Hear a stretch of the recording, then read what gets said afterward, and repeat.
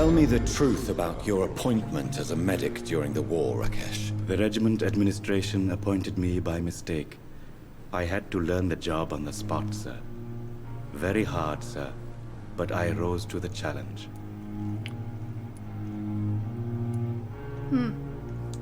Do you realize how many soldiers died because of that decision?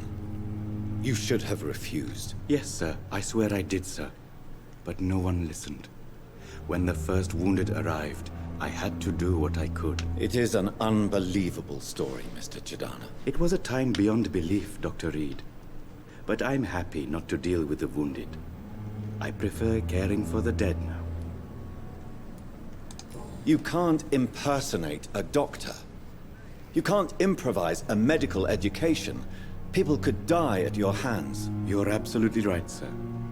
But as a field surgeon, it was more like being a butcher. Do you believe you have really helped these people? My ratings were within the averages of the regiment.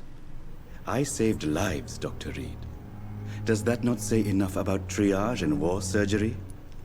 I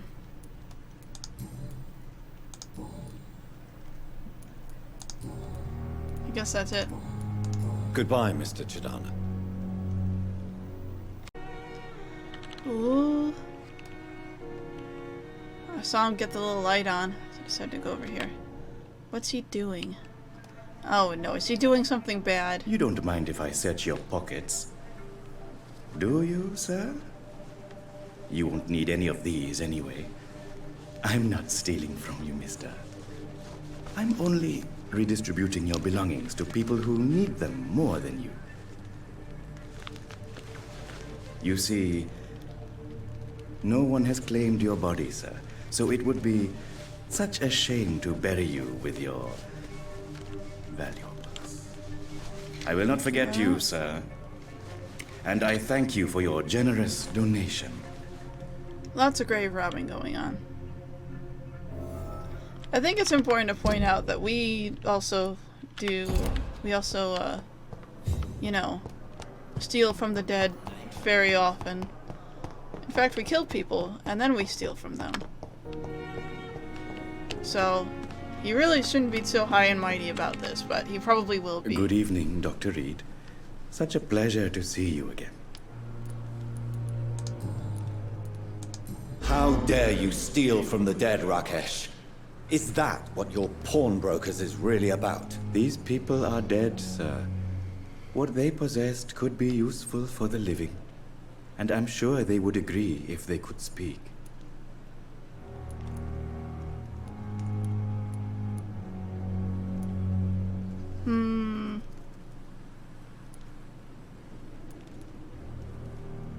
You may be right, but you'll go to jail if you're caught. If ever I have to go to jail, I'm sure I'll find a way to help people there, too. Oh, okay. Goodbye, Mr. Chidana. Alright, we had to talk to Tippett about his mistake. Good evening, Dr. Tippett. Dr. Reed, any good news to share? Kokorin, I want you to tell me about Mr. Connor. How did he die? What happened? He was my patient. He died because of my mistake. That's the blunt truth. What was the nature of the mistake? It was a twofold error. My diagnosis was wrong, and the administered dosage was too strong. Who was this patient? I don't know. Some sick man from the docks, maybe a fisherman. I had no time to talk with him. No one claimed the body. Why not stop practicing? Are you mad?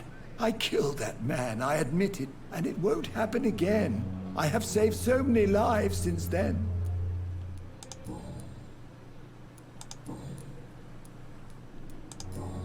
I don't think I can talk to him about anything else. Nope, okay. Huh. Goodbye, Dr. Tippett. Maybe I talked to Nurse Brannigan about this. Where is she? There she is. Good evening, Nurse Brannigan. Good evening, Doctor. Tell me what Dr. Tippett did. I know his mistake caused a patient's death. If I had not covered up his error, Dr. Tippett would have been fired from this hospital. I could not let that happen. You can't allow your emotions Ooh. to dictate your conduct concerning patients, Nurse Brannigan. Look around you, Dr. Reed. Do you really think we can afford to lose a brilliant practitioner like Dr. Tippett's in our situation? I can't say I approve of what you did. But as a field surgeon, I know that some situations require you to bend the rules. I'm not proud of what I've done, but to contain the epidemic must be our priority, so we can't afford to lose Dr. Tippett's.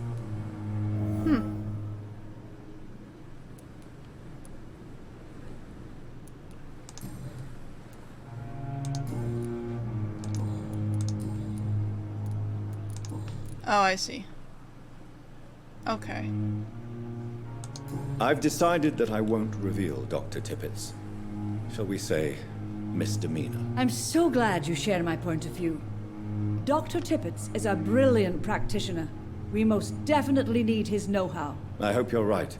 This is a huge risk we're taking. Dr. Tippett's must regain his confidence. Please, keep this decision between you and me. He doesn't need to know you've found out. Oh. Well. Goodbye, nurse. Call me if you need assistance. Oh, I failed that hand. Oh well. It's done anyway. Okay. Perhaps I should have considered the offer from that Cadogan fellow. Hello. The flu took my dear wife, Emily. I take comfort knowing we'll soon be together again. Mr. Rainfield, that's no way to talk. You're in good hands here, and we'll be up again soon enough.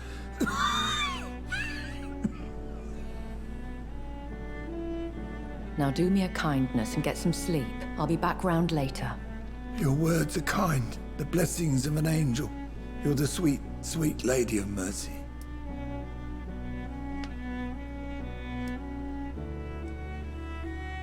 Good evening, Dr. Reed. It's a pleasure to see you Oh, again. it is the same lady. You seem surprised. Dr. Swansea has brought me up to speed concerning your recent appointment to Pembroke Hospital. You're a the lady who saved me that night, before vanishing into thin air. I remember you from the pub with Dr. Swansea. Indeed.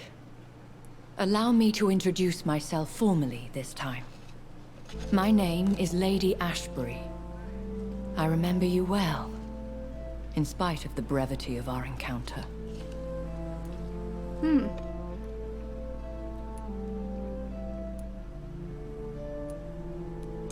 So it seems our Dr. Swansea does indeed have a fascination for creatures of our constitution. Dr. Swansea is a remarkable man. Dedicated, one might say, obstinate? He spent years compiling our bestiary. I hope you're more disposed to answer my questions now. You must have countless questions, but our rather urgent matter first. Swansea has explained. My cover, if you prefer, has been compromised. Have any of the patients given you trouble? These poor souls have so little left to live for. I do my best to ease their pain. The world would be a better place if it were cared for by women like you. Let's be nice. You make me blush. I am simply a necessary evil. Pardon my boldness, your ladyship, but I have questions concerning this condition we share. As a newborn, your hunger for answers is rivaled only by your thirst for blood. But the questions need wait.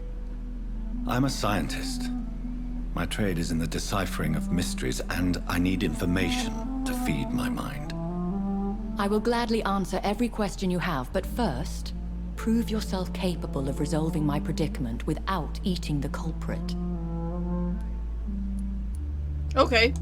Dr. Swansea has commissioned me to be your agent in this matter. You could start by explaining what's amiss. Ooh, there's the music change. These past insufferable weeks, I've been the victim of extortion. I've made a first payment, but the blackmailer grows greedy. I must refuse his most recent demands.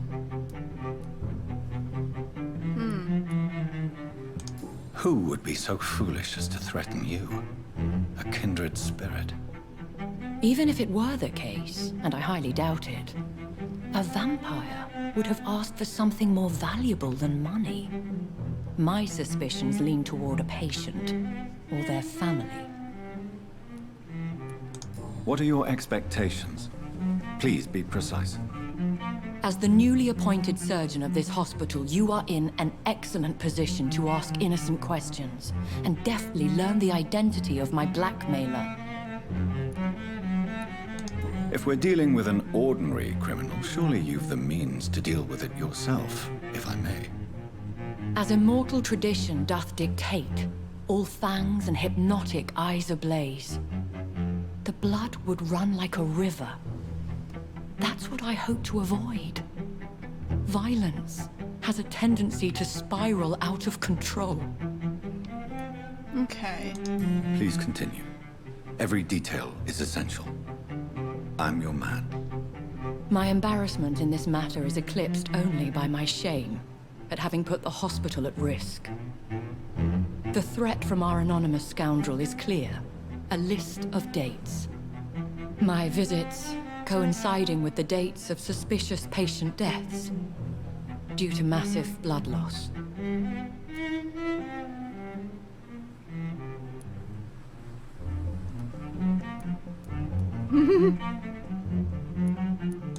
Is it true? Now aren't you the blunt one? Excuse my impertinence, your ladyship. This is not an interrogation. I assure you that this line of questioning is in your best interest. In all honesty, I'm not simply a patron to the hospital. My visits serve a dual purpose. Dr. Swansea has been treating my condition with a revolutionary technique of blood transfusion. It seems you are a specialist in the domain. I'll take care of it. Do you know where I should start? If that was the case, I'd settle the matter myself. You could talk to our local gossip, Harriet Jones. Not a pin drops here without her hearing about it. I'll meet that woman now. My life, as others know, is in your hands, Dr. Reed. I'm sure of your discretion, but I do fear your powers of persuasion will be put to the test. When this is resolved, I'll be your obligé. I'll answer all questions in regards of your condition. Okay. Interesting. Hey! This room is open now. This guy's still here. Hi. Lady. Oh, there's things here to steal. Huh. I wanted that. A small bag of junk. That's what I wanted. Hi, lady. What? What is this? Who are you? Get out of my room. There's no need for alarm, madam. I'm Dr. Reed, the new surgeon. Preposterous. Dr. Reed, you say? I don't want some bumbling intern. Where's Dr. Swansea? Please, calm down, madam. I assure you that I am highly qualified. I'm just back from war duty. How brave. Threatening an old defenseless woman. You know how long I've been a patient here? You've picked the wrong fight. I'm Harriet Jones. Harriet Jones? Indeed. I've been meaning to have a chat with you. You know what goes on here better than any other patient, I gather. Oh, better than any patient, nurse or doctor. I've seen so many vile undertakings. I heard there have been some despicable goings-on. Was there a case of blackmail? Blackmail? Wait. You're investigating something. This isn't a social call. One of those incompetent cunts slit a poor sod's vein. If I didn't know better, Miss Jones, I'd be inclined to say you enjoy this type of idle gossip. God's honest truth, Doctor. It's just the way it is here. Most of these bitches would let you freeze to death before getting you a blanket. I don't think that's true. You seem to know more about the goings-on here than anyone else. Beware, Miss Jones, in case suspicion should fall on you. That's it. Blame the old and infirm. I see those little bitches' greedy little eyes. Just waiting for me to pop off they are. I assure you, madam, this is not an investigation into a possible medical error. Debauchery, then? Nurses Crane, Hawkins, Brannigans, whores, all of them. They can't keep their legs shut. I've seen them scratching slutty sores. Really? Well, if you have irrefutable proof, I'll not have the staff behaving in such a manner here. This is your business, Doctor, not mine. But I swear one of the nurses is cavorting with some man on hospital hours. Thank you for your time, Miss Jones. You've given me something to go on. See you on the next round. Okay. So I guess we just The talk to patients them? and staff might know something. I'll start my investigation with them. The daily routine. Good evening, Nurse Hawkins. Good evening, Dr. Reed.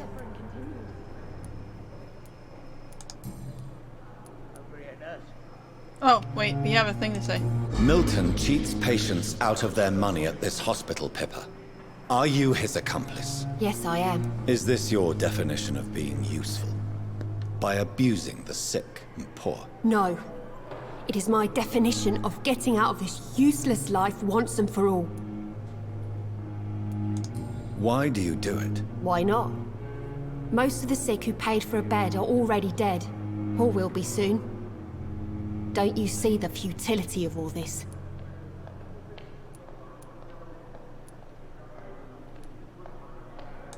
How can you be affected by the misery around you, and be so heartless at the same time?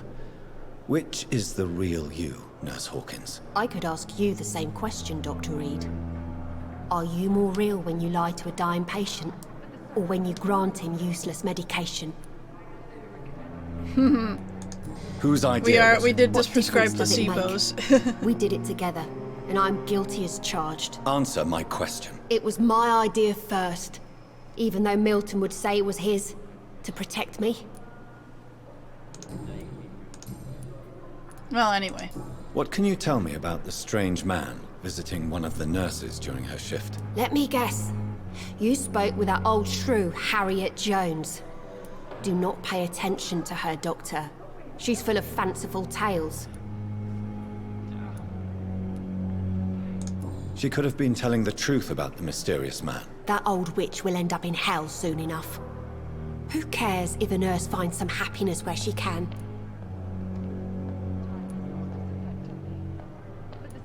No matter how you feel about her, Miss Jones deserves our help. Who says I don't care for her? Hate is what keeps that old crone alive. Goodbye, Nurse Hawkins. Well, talk to the others then.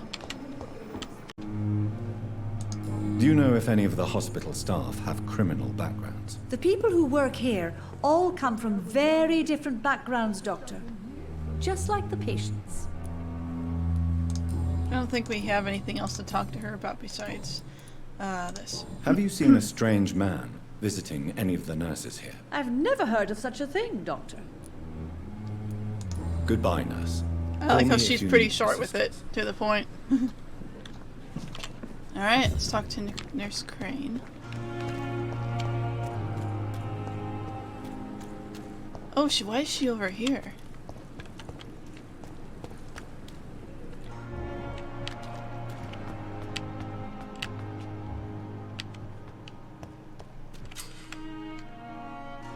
Oh.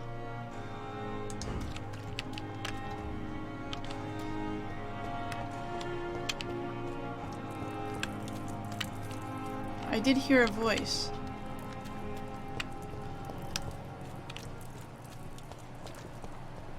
Guess it's not over here. Was it over this way?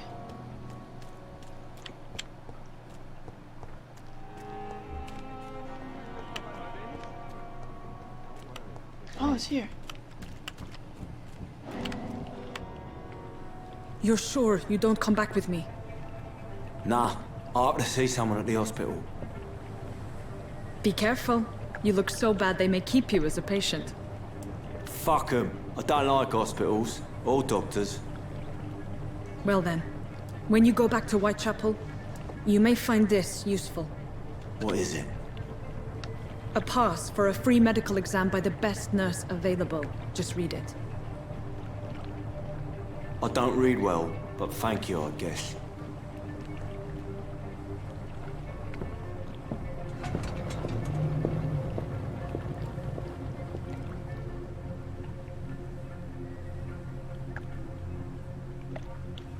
Oh.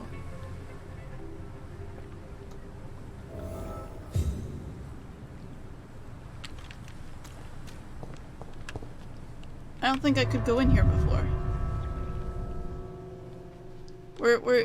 I'm also looking for that other guy, so I hope he went in here. Okay, so there was... Oh, there he is. That's the guy we're looking for. He's locked the door behind him. I need to find another way to follow him. Oswald is down here. He's the guy that we're actually, well, for his friend, Newton, we're looking for him. That seems like a good thing has happened. This man has been savagely attacked and dragged to the floor. Lovely. Let's just unlock this door. Where's this guy at?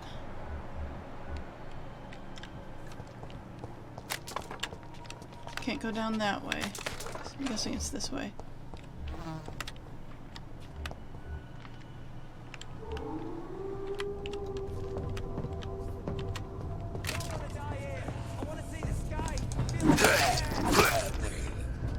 You must die. Oh, hi. You must also die.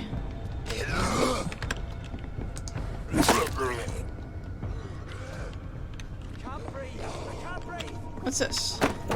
Common barbed cudgel. Interesting. Okay, I hear the fighting is going on.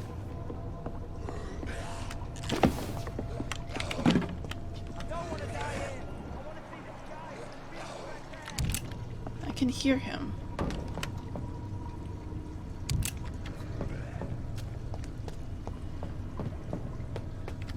Sounds like it's coming from this direction. There it is.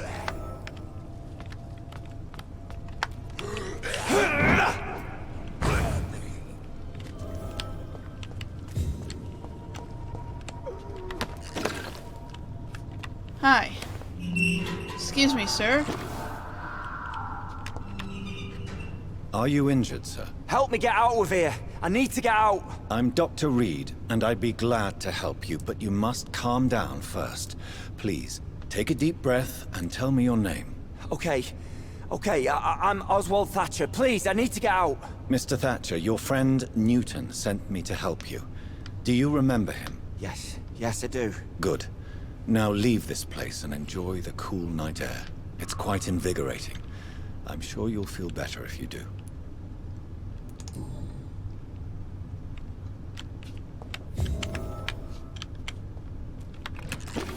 And I'll steal the stuff that was behind you. Don't talk about, you know, that crazy sort of blood magic you saw. Don't worry about it. It's fine. I am going back down. I just want to get this door unlocked because I'm pretty sure this is the door that's right under the hospital. Okay, we're back in the sewers. How many? Just him. You must die.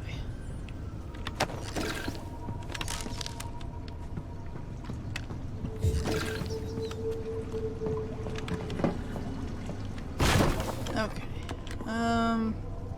There's really no map of the sewers, so it's difficult to say what I'm doing. But I guess I'm following a blood trail, which seems about right. Oh, this is a fighting area. Yep.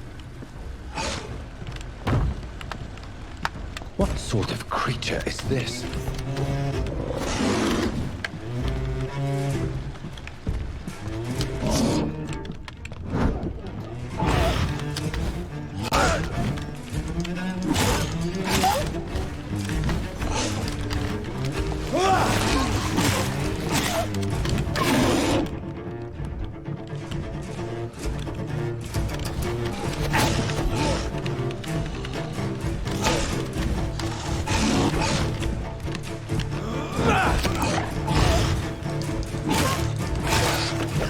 There we go.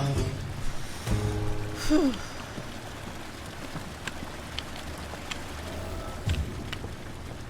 Here's what's left of him.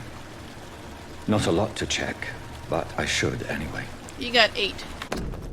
If you are sick, if you have no money, whoever you're from, come see Dorothea to get help. No tricks, no charges, no questions asked. Just find Darius Petrescu's house and present this coupon. Ah. Some voucher for a free checkup in Whitechapel. What is Nurse Crane up to? I really must find her.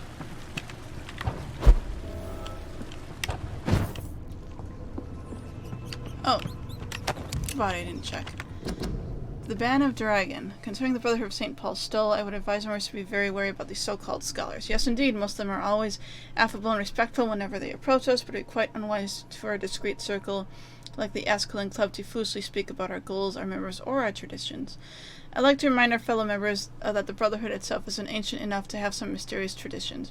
One of them, according to some informants, could be the ritual of the so-called Ban of the Dragon. It seems that in certain conditions, when the Brothers of St. Paul find a violent or bloodthirsty immortal, they call upon him this ban. What is exactly? I don't know. Does it really exist? I don't know for sure either. But what we've established as fact is that whenever a hostile, vindictive vampire has threatened London, it disappeared without a trace after the Brotherhood pronounced a ban upon him. The failed Fergal Bansha himself has never been foolish enough to openly provoke the Brotherhood. This is a lesson we must all remember. Never be considered dragon by the Brotherhood. Ah.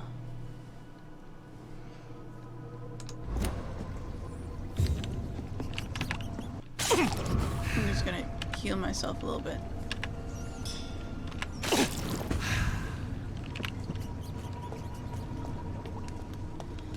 Okay.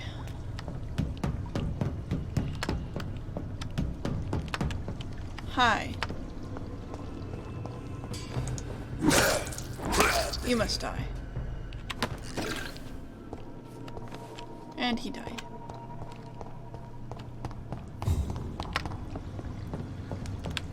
I think I came from up around here. Yeah, it's okay.